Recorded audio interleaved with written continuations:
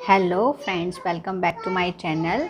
तो आज मैं जिस टॉपिक पे बात करना चाह रही हूँ वो बच्चों की पढ़ाई को लेकर है। देखिए, आजकल ऑनलाइन पढ़ाई चल रही है, बच्चे लैपटॉप से या मोबाइल फ़ोन से पढ़ाई कर रहे हैं। तो वो मैम जो भी है, मैम अपनी जगह देखिए जितना एफ़र्ट्स वो लगा रही हैं वो अपनी जगह बिल्कुल सही पढ़ाई कर रही हैं, लेकिन कहीं ना कहीं हमारे बच्चे वैसे नहीं पढ़ पा रहे हैं जैसे वो एक स्कूल में पढ़ते थे। स्कूल में एक देखिए एक टाइम टेबल होता है, हर एक सब्जेक्ट मैम पढ़ाती है और हर एक सब्जेक्ट के साथ बच्चा टच करता है कि और फिर सुबह से जाता है शाम को, जो भी है दिन तक बच्चा घर पर आता है तो उसको पता है कि इतना इतना। बट अभी देखिए ऑनलाइन में क्या है कि बच्चे पढ़ रहे हैं लेकिन मैम जैसे अब कभी इशू नेटवर्क इशू हो जाता है, कभी कुछ है, कभी बच्चे पढ़ाई कर पाते हैं कभी नहीं कर पाते हैं, है ना। और आप व्हाट्सएप वगैरह पे जो भी ऑनलाइन ही काम आ रहा है तो बच्चे उसी में काम कर रहे हैं। तो मुझे ऐसा लगता है कि कहीं ना कहीं बच्चों की राइटिंग है, जो लर्निंग है वो मिस हो रहा है। वो चीज़ें आपको, मतलब मैं इसलिए बोल रही हूँ, आपको खुद घर पे ध्यान देना पड़ेगा।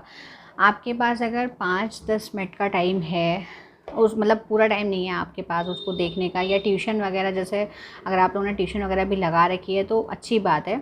अगर जिस बच्चे ने ट्यूशन नहीं लगी हुई है जिस बच्चे की, तो आप घर पे थोड़ा सा 5-10 मिनट उनको दे के उनकी वर्कशीट बना के उनको दे दीजिए। इससे वो बच्चे क्या है बहुत अच्छे से पढ़ाई करेंगे और बहुत अच्छे से, मतलब कीजिए। बस जब भी आपको टाइम मिले, आप 5-10 मिनट आपके पास जब भी हों तो आप नेट पे सर्च कीजिए। बहुत सारी आपको आपको गूगल पे, आपको यूट्यूब पे इतनी अच्छी अच्छी वर्कशीट मिल जाएंगी बच्चों के लिए।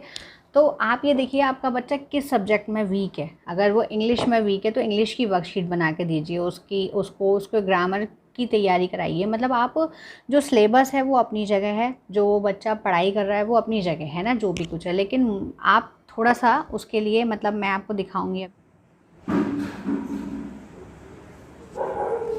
ये देखिएगा, ये मैंने वर्कशीट बनाई हुई है उसके लिए, और जैसे कि आप देख सकते हैं ये मैथ की है वर्कशीट।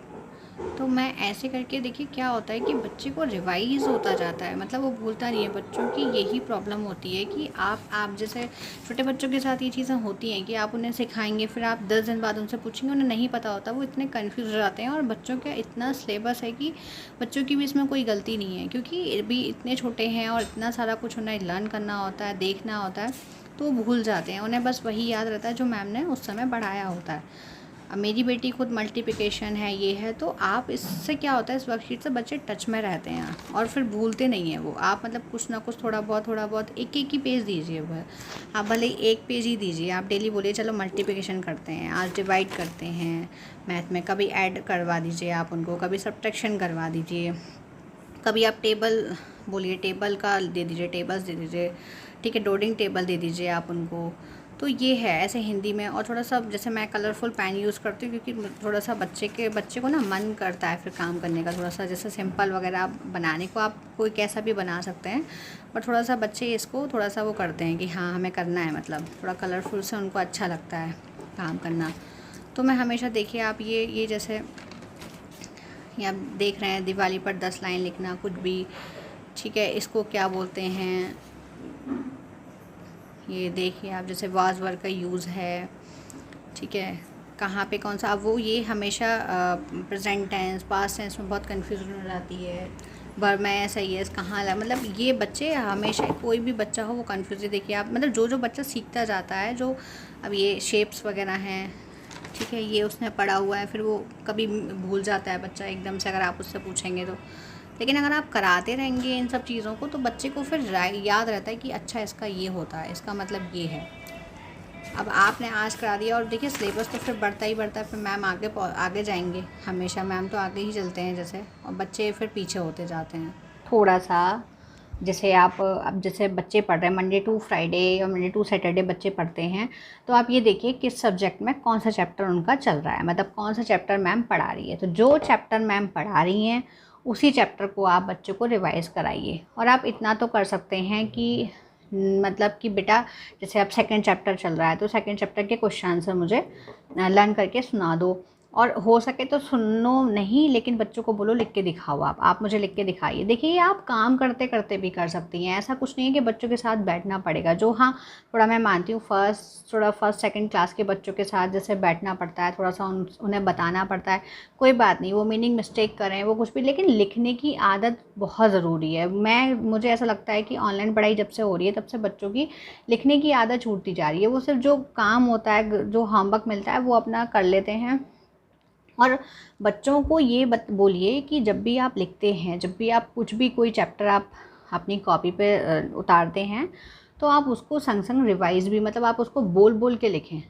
माना कि बच्चे ऐसा नहीं करते हैं कि बोल बोल के नहीं लिखते हैं, लेकिन आपको बार बार थोड़ा बोलना पड़ेगा कि बेटा जो आप लिख रहे हो उसे बोल बोल के लिखो, उसे बोल बोल के लिखो, रिपीट, मतलब उस जो आप जितनी बार उसे बोलोगे तो वो आपको लिखने के साथ साथ आपको वो लर्न भी होता जाएगा। तो मैंने आपको मतलब बताया कि जो भी चैप्टर उनका चल रहा है वो आपको रिवाइज़ कराना है, और उनको उसको वो बच्चे क्वेश्चन आंसर हो गया, वर्ड मीनिंग पे बहुत ध्यान देना है आपको चैप्टर की वर्ड मीनिंग पे, मतलब इतना आपको क्वेश्चन आंसर पे आप ध्यान दीजिए, लेकिन वर्ड मीनिंग पे बहुत ध्यान देना है। एक मतलब आप बच्चे को बोलिए चैप्टर रीड करने के लिए, आप बच्चों को बोलिए आप चैप्टर रीड करें, 1 बार रीड करें, 2 बार रीड करें, फिर आप काम करते हुए या बच्चों से ऐसी उस चैप्टर से क्वेश्चन पुटअप कीजिए।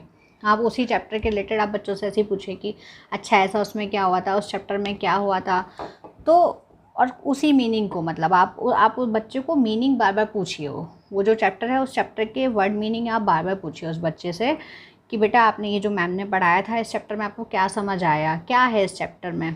ईवीएस का चैप्टर हो, इंग्लिश का चैप्टर है, हिंदी का चैप्टर है, और हिंदी कहीं का ना कहीं मेरी बेटी के साथ ये प्रॉब्लम है कि वो इंग्लिश ईवीएस वगैरह उसका सारे सब्जेक्ट ठीक है कर लेती है, लेकिन हिंदी में उसे बहुत प्रॉब्लम आती है।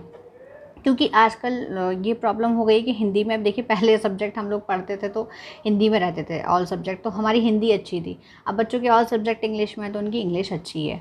तो कहीं ना कहीं मुझे लगता है कि बच्चों का हिंदी में बहुत ज़्यादा वीक हो रहे हैं बच्चे, तो आप उनको हिंदी मतलब आप 15 मतलब आपको टाइम बांटना होगा कि आपको डेली बच्चों के लिए जैसे एक वर्कशीट हो गई, आप एक वर्कशीट उन्हें फिल करने के लिए दीजिए, मतलब पूरे दिन में जब भी उन्हें लगे कि हाँ फ्री है या कुछ भी है, तो आप पहले से बना के रख दीजिए उसे, और आप दे दीजिए कि बेटा ये करना है आपको ना, कभी भी आप करो, और चेक भी मैं बाद में करूँगी, आप बस कर देना है इसको जब भी आपको समय लगे। और सेकंड है कि आप जो भी लर्न करेंगे, आप जो भी याद करेंगे, जो आपके अभी मैम जो पढ़ा रही है रिसेंटली, आप उसको मुझे लर्न करके बताएंगे, आप मुझे उसके चैप्टर के बारे में बताएंगे, है ना। तो उस बच्चे को पता होना चाहिए कि मम्मी कभी भी ये चीज़ें पूछ, तो आप अपने बच्चे को ये बता दीजिए कि जो बेटा चैप्टर चल रहा है मैं कभी भी पूछ सकती हूँ, इससे रिलेटेड मैं कोई भी क्वेश्चन पूछ सकती हूँ आपको। तो उससे बच्चा क्या है कि उस चैप्टर के टच में रहेगा और उसको समझेगा अच्छे से।